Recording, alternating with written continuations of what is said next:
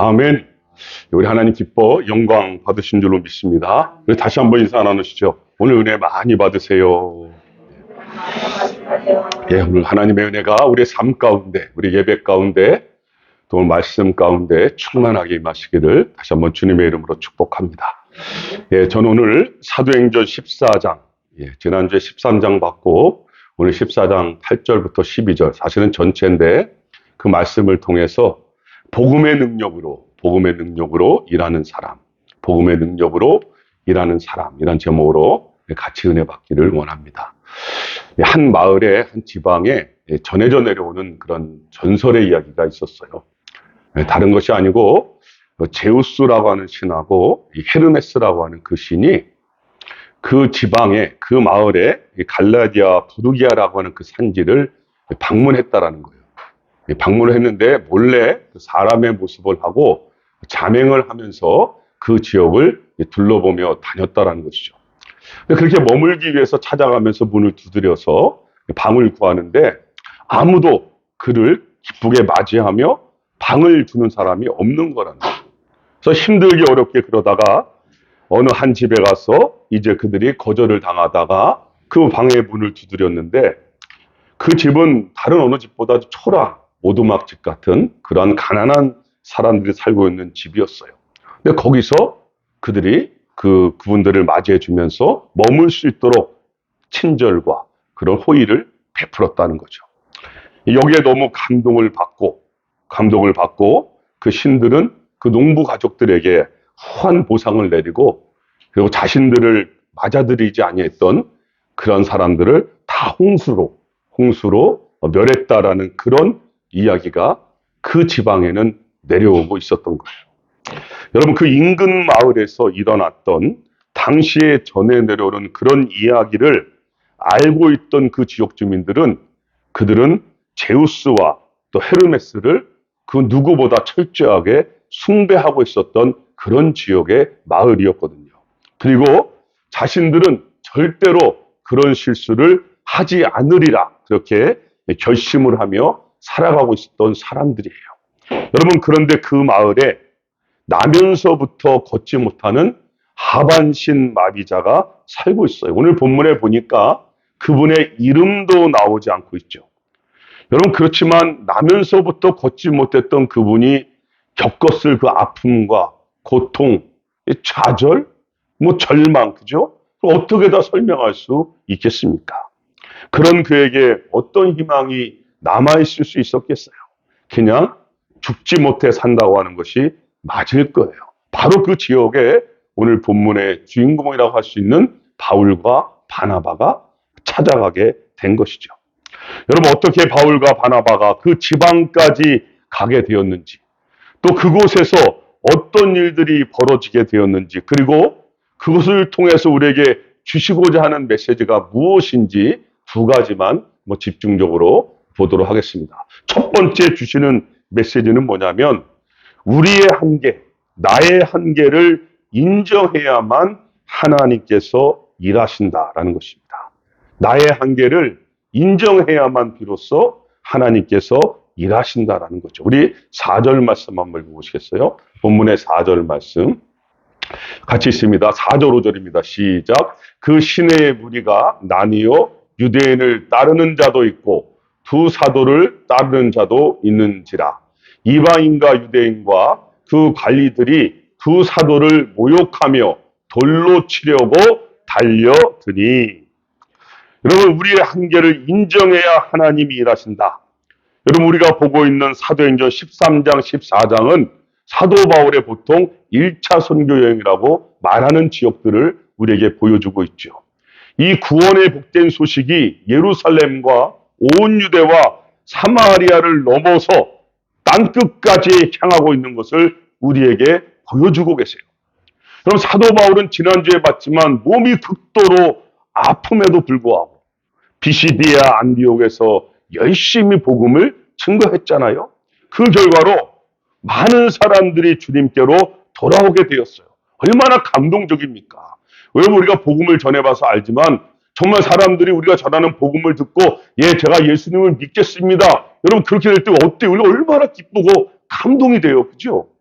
그렇잖아요. 피곤함이 다 가시잖아요. 야, 하나님 이렇게 역사하시는구나. 감동과 은혜가 있잖아요.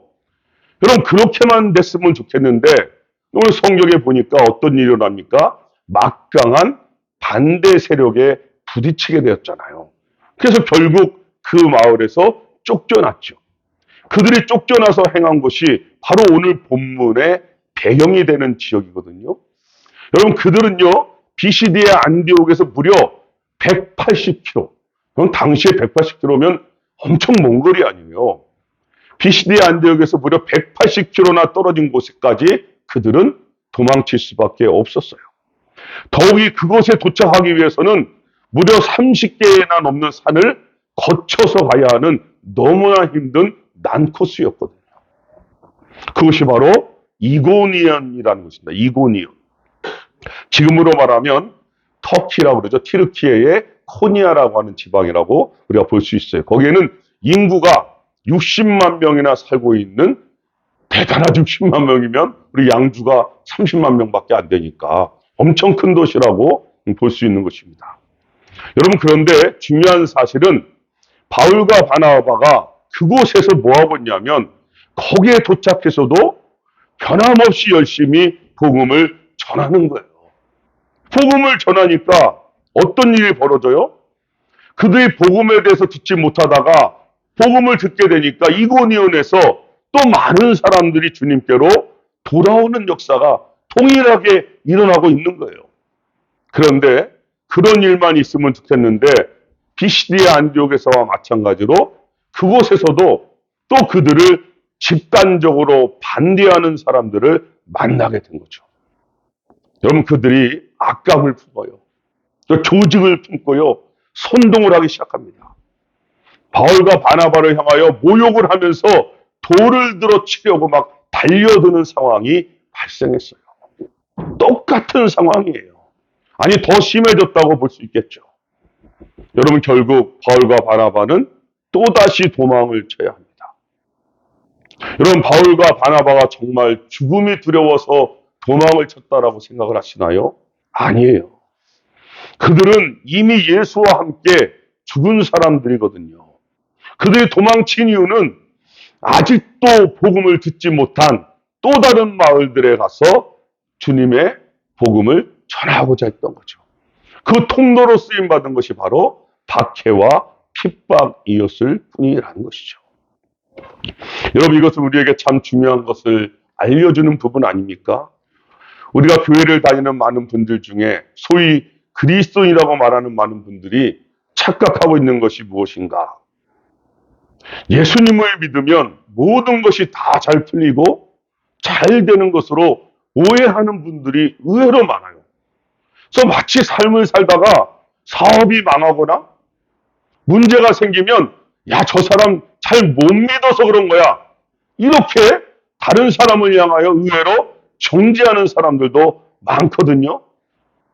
그 예수님 믿으면 언제나 사업은 성공해야 되고 자녀들은 언제나 승승장구해야 되고 건강도 항상 좋아야 되고 돈도 잘 벌어야 되고 마치 만사가 다 형통해야 된다라고 하는 그런 착각을 하는 분들이 계세요. 여러분, 성경이 우리에게 보여주는 건 뭡니까? 아니라는 거예요. 그렇지가 않다는 거죠.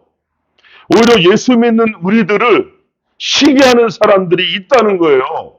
예수 믿는다는 것 그 하나 때문에 우리를 미워하는 사람이 있다라는 거예요. 예수 믿는다는 것 하나 때문에 우리를 음모하고 비방하는 사람들이 있다라는 거예요. 중요한 것은 그것을 우리가 이상하게 여기면 안 된다는 거예요. 어쩌면 당연한 것이다라고 성경은 우리에게 오히려 역설하며 지금 말씀해주고 있는 거거든요. 그러니까 너무나 세상의 소리에 그런 것들에 민감하게 반응하며 살지 말아야 할 것을 우리에게 가르쳐주고 있는 것이죠. 그래서 그런 소리를 듣고 보고 상처니 트라우마니 그런 생각에 절대로 그리스도인은 붙잡혀 살면 안 되는 거예요. 여러분, 너무 남의 평가를 의식하면서 살다 보면 너무 남의 평가에 의식하며 사는 사람들이 있어요. 그러다 보면은 내가 아닌 나로 살아갈 때가 얼마나 많은지 몰라요. 여러분, 어떻게 항상 다른 사람들로부터 좋은 소리만 들으며 살 수 있겠어요? 때로는 오해도 받기도 하는 거예요. 그렇죠? 여러분, 그러한 우리의 한계가, 나의 한계가 오히려 나를 살리는 것임을 깨달으시기를 바랍니다. 나의 부족함이, 나의 연약함이, 그 나의 한계가 오히려 하나님을 붙잡는 계기가 될 줄로 믿습니다. 여러분, 그렇기 때문에 우리는 주님 안에 있어야만 비로소 참된 자유를 누릴 수 있는 사람이 되어져 버린 거예요. 다른 어떤 방법으로 우리는요, 진정한 자유와 행복을 누릴 수 없도록 처음부터 그렇게 우리는 설정되어진 거예요. 우리가 다른 것을 통하여 만족을 얻으면 얻을수록 그것은 마치 유혹과도 같이, 신기루와도 같이 사라져버리는 것임을 우리에게 성경이 보여주고 있는 것 아십니까? 그래서 주님이 우리에게 뭐라고 말씀하셨죠? 진리를 알지니 진리가 너희를 자유케 하리라. 그럼 진리가 누구세요? 예수님이잖아요. 내가 곧 길이요 진리요 생명이니 나로 말미암지 않고는 아버지께로 갈 자가 없다. 여러분, 자신을 진리라고 말씀하신 분은 예수님이세요. 그렇기 때문에 예수님 안에 거한다는 것은 진리 안에 거하는 것이고, 진리 안에 거한다는 것은 우리로 하여금 예수님 때문에 그 예수님이 자유케 해주신다는 것입니다. 내가 내 마음대로 자유를 만드는 것이 아니라 주님 안에 거하는 순간 그 주님께서 우리를 자유롭게 해주시겠다. 참된 자유가 무엇인지 누릴 수 있도록 해주시겠다고 약속해 주시는 거죠. 여러분, 고우의 하나님을 쓴 그 안재경 목사님이 그의 책 속에서 이렇게 말했거든요. 그리스도인은 누구인가? 우리 그리스도인은 갈수록, 시간이 흐를수록 약해지는 사람들이다. 네, 한번 생각해 보세요. 그리스도인은 시간이 지날수록 점점 약해져가는 사람들이다. 저는 이 말이 참 좋더라고요.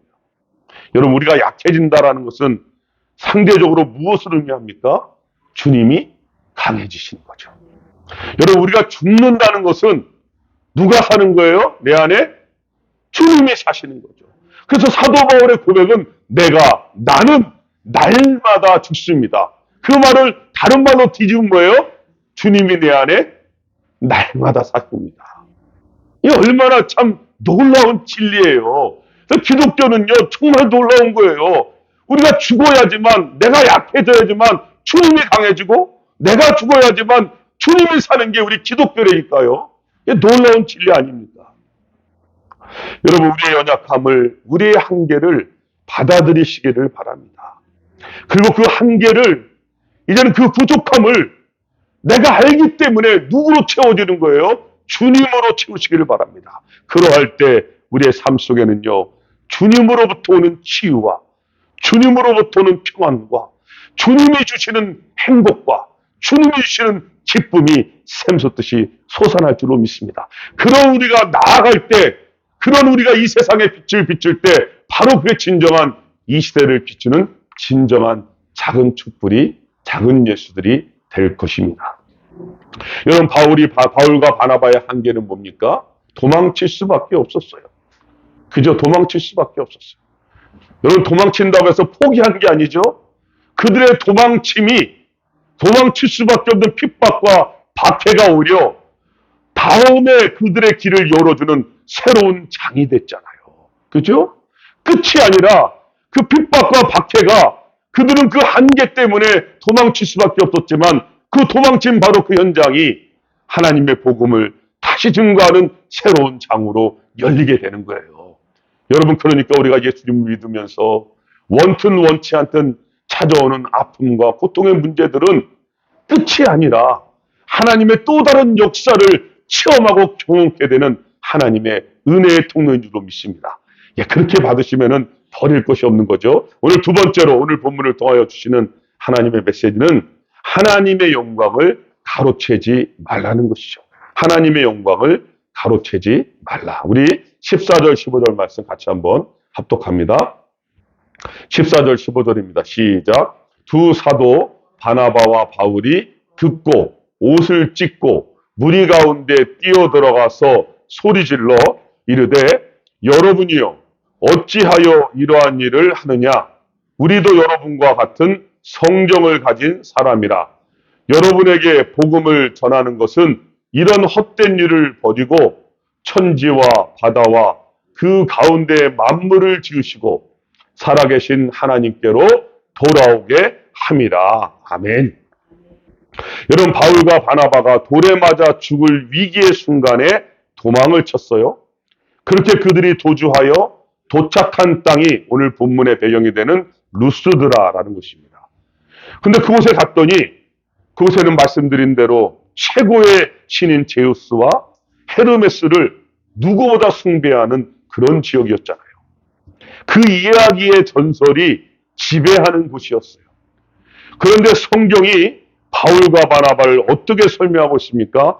바울과 바나바가 도망친 바로 거기서도 복음을 전하니라. 거기서도 복음을 전하니라. 여러분, 방금 복음을 전하다 돌에 맞아 죽을 뻔했어요. 아니, 그런데 지금 겨우 피신하여 도착한 지역에 그들이 도착하자마자 뭐하고 있다고요? 거기서도 복음을 전했다라는 것이죠. 여러분, 이 말은 예수님이 하신 말씀과 비슷하지 않습니까? 예수님께서 제자들과 함께 사역을 시작하실 때에 많은 병든 자들, 귀신 들린 자들이 와서 주님으로부터 고침을 받았잖아요. 그러니까 사람들이 점점 더 주님께 치료와 고침을 받으라고 모여들기 시작했잖아요. 그때 주님이 그들을 향하여 뭐라고 말했습니까? 이르시되 우리가 가까운 마을들로 가자. 거기서도 전도하리니 내가 이를 위하여 왔다. 우리 주님이 이 땅에 오신 목적 중에 하나가 뭐라고요? 복음을 전하기 위해서. 주님께서 그 십자가의 복음을 전하기 위해서 오셨다는 거 아닙니까? 여러분, 정말이지 한 사람이라도 이 복음의 좋은 소식을 더 듣게 하고 싶은 주님의 마음을 볼 수 있는 장면 아니겠습니까? 여러분, 바울과 바나바에게도 동일한 마음을 주님이 주신 거예요. 그렇기 때문에 그들은 그 핍박과 박해를 피해서 도망친 바로 그 지역에서 도착하자마자 거기서도 뭐 했다고요? 복음을 전하고 있는 거예요. 여러분, 그런데 어떤 일이 벌어집니까? 이 복음을 듣는 사람 중에 나면서부터 한 번도 걸어보지 못했던 하반신 마비자가 있었어요. 한 번도 걸어보지 못한 분이었어요. 그가 바울의 말을 주목하여 듣게 됩니다. 바울도 그를 주목해서 보게 됩니다. 눈과 눈이 서로 마주칩니다. 그럴 때 그 속에 주님께서 그 하반신 마비자의 그 생각 속에 구원을 얻을 만한 믿음을 주님이 심어주신 거예요. 그것을 사도 바울이 보니까 알게 하신 거예요. 더 이상 사도 바울은 지체할 필요가 없습니다. 그래서 그 앉은 병을 향하여 큰 소리로 외치죠. 너의 발로 일어서라. 너의 발로 일어서라. 그 믿음을 보고 외친 거죠. 그러자 그가 그 말씀을 듣고 일어나 걷습니다. 여러분, 하나님의 영광이 나타났어요. 불가능이 가능케 됐습니다.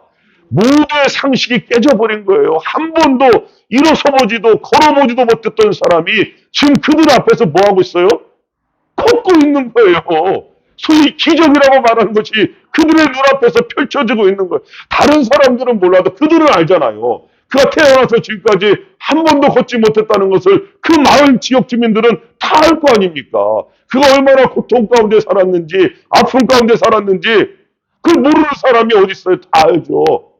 그럼 그가 지금 일어나서 뭐하고 있어요? 걷고 있는 거예요. 여러분, 그런데 중요한 건 그 다음이죠. 그러자 그 주민들이 갑자기 바울과 바나바를 숭배하기 시작하는 거예요. 바나바를 보고 제우스라고 말하고 사도 바울을 보고 헤르메스라고 말하면서 그들 앞에 막 경배하고 제사를 드리려고 막 엎드리는 거예요. 그 영광을 바울과 바나바에게 돌리려고 하고 있는 거예요. 여러분, 이것이 세상입니다. 이 세상은요, 모든 것이 우리가 다 잘나서 한 것으로 몰고 가거든요.